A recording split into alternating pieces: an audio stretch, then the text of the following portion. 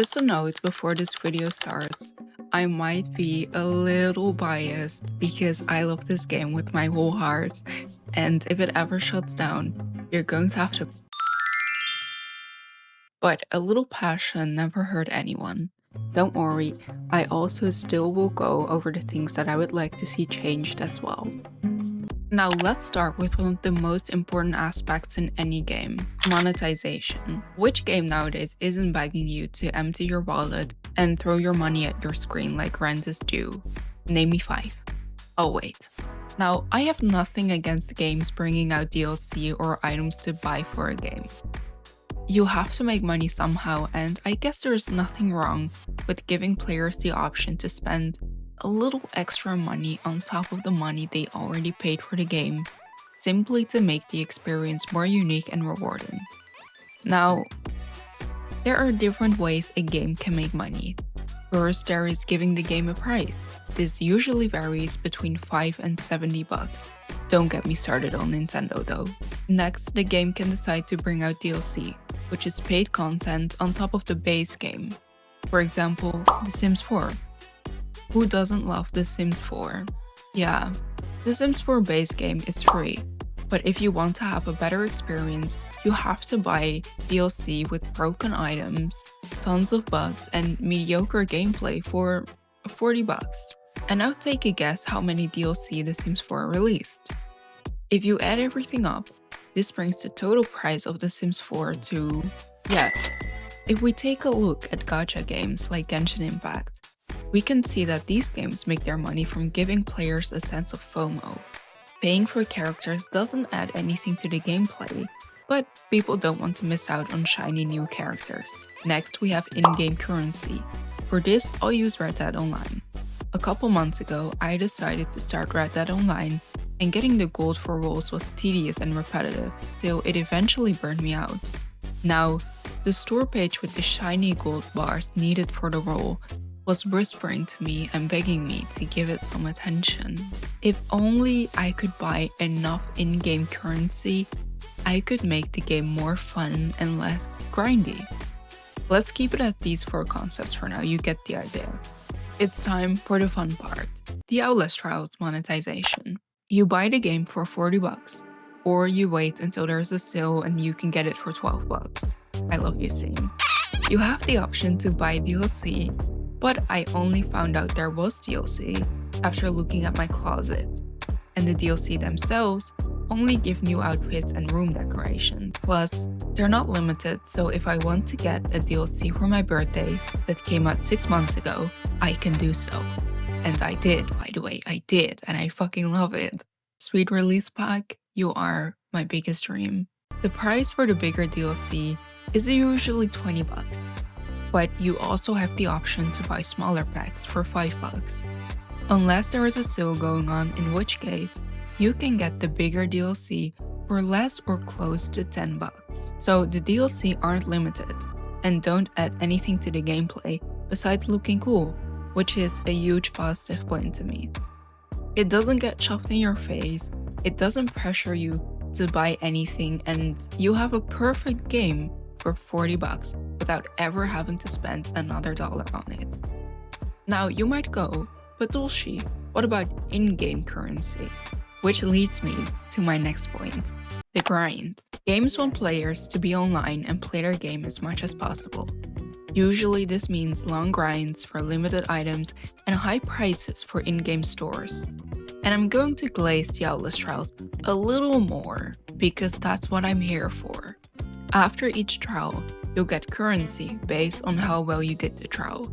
This means that it's up to you and your skills how quickly you'll have enough currency to buy all of the items.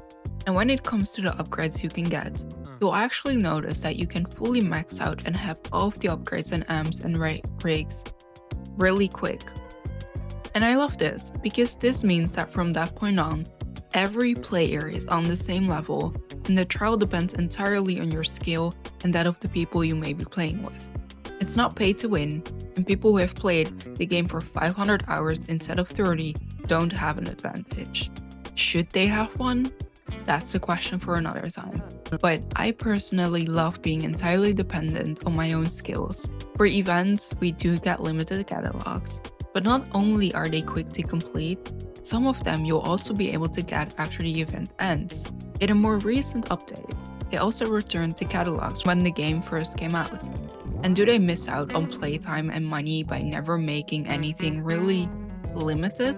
Maybe. But personally, I love feeling like my time is actually respected, and I am someone who never spends money on video games. But because I feel like I'm being respected as a player, I've actually spent quite a lot of money on this game and bought it for multiple friends. And now I get to play because I want to play the game, which reduces the chance of me burning out and never playing the game again. I love the trials and the environment of the game. Recently, they even released a new trial with my favorite map so far, a freaking funhouse. I was clicking my heels together and drooling when I played this map, from the mirror room to the mushroom basement and interesting art displays. You can tell that the map was made with love. Each trial tells its own story and is made with so many details. I would urge you to play this game just to have a look at the designs. Not only are the trials pretty to look at, the objectives are also really creative and you really feel like you're working towards something or playing out a story. There is lore to be found within the trials that you can later read in your sleep room, and everything always ties together so nicely. You feel part of the environment instead of just a player. They don't lore bomb you and manage to keep a nice balance between giving information and letting you figure it out yourself. When it comes to the difficulty of the game, this is something that it's totally up to you. The game comes with 4 difficulties and you're free to decide which difficulty you want to play on. Though it is fair to mention that your difficulty does impact your rewards, and sometimes during events, you have tasks that can only be completed when playing on the hardest difficulty. They also introduced something called custom trials, where you can completely design your own trial plus any objectives. This is really fun to play with friends, or if you want to challenge yourself and make your life unnecessarily hard. There's also an escalation mode, where the trials get harder the further you get and they give you a lot of rewards. On top of that, you have rebirth trials, which you can either do alone or with a group once you've collected enough rebirth tokens from completing trials. These trials have multiple story endings and fun rewards like trophies that you can display in your room and unique outfits and lore papers. And as if that isn't enough, you can also do a relapse. You'll be able to do this once you reach level 99. Everything will reset and you will start from 0 with no upgrades, amps or rigs, but you do get a nice number next to your level indicating the amount of relapses you have done, and a nice number next to your door. I guess relapsing is purely for bragging rights or if you want to challenge yourself. You do get a permanent unlock as well, but honestly, you can easily buy that again. This is completely optional and you're more than free to stay at level 99 for as long as you wish. I have been at level 99 for a couple months now. Let's hear it for the dev team. Fun fact, they actually won Best Developers for the Horror Game Awards. I truly feel like this game is made with love, and that's why I urge you to give it a try, even if you don't like horror games. Whenever an update doesn't get received well, it's always so quick to get fixed. For example, a couple months ago, an update came out where random players would join you mid-trial and most people didn't like it. Within a week, maybe 2 weeks, they gave us the option to toggle that on and off. Any feedback is so well listened to that you truly start feeling like a community. I know I have been glazing the game. There are things that I personally don't like as well. I originally started writing this script before some of these updates came out, so I would have talked more about them, but I'll keep it short for now.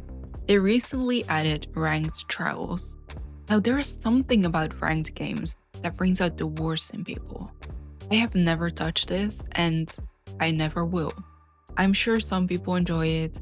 Personally, I didn't start playing the Outlast Trials to do ranked games, so I leave this to the side.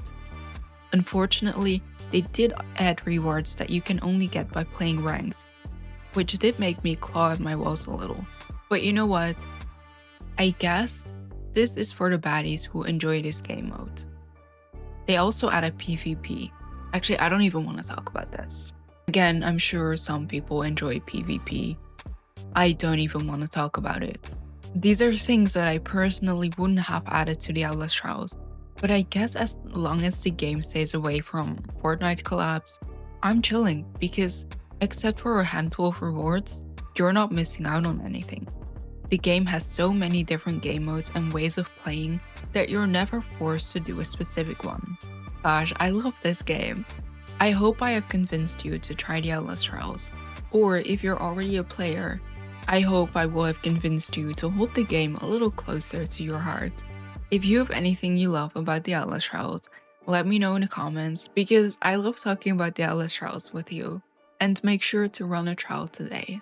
Thank you so much for being here.